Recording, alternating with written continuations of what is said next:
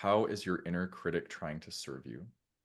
Love this question. I think this is Me probably too. one of the most important questions because we're not going to get rid of him, right? So we Yeah, have to figure out how to work well with him and that totally. he's not a bad guy.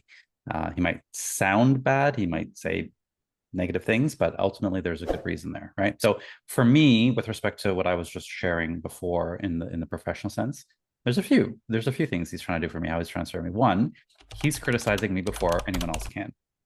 So it's kind of getting to it so that if I like, he gives me the things that I'm most afraid of hearing before other people can give it to me.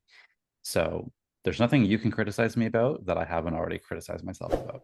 Yeah. I like that energy. So it maybe gives me a bit of a thicker skin because I'm prepared. It's like if someone says, "You sound like an idiot," I'll be like, "Yeah, I know."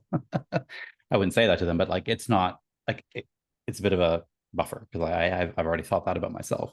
Yeah. So it kind of prevents me from getting hurt as much because I hurt myself.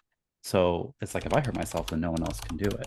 That Yeah. kind of thing. So it's protecting me again, very misguided, but that's one way it's doing it. It's also very much linked to perfectionism, and this definitely comes from the way I was raised, not like just to be a good boy and to do things right and to do the right thing, that kind of thing.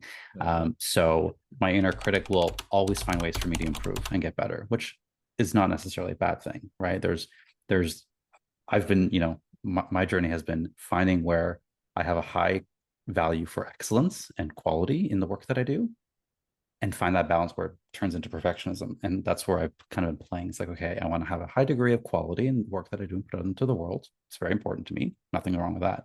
But I also don't want to be such a perfectionist that it stalls me or that it's really shamey. So that's kind of been my journey. But I do like that the inner critic, for example, with listening to this podcast, there are things that I'm like, yeah, I want to kind of change the way I do that.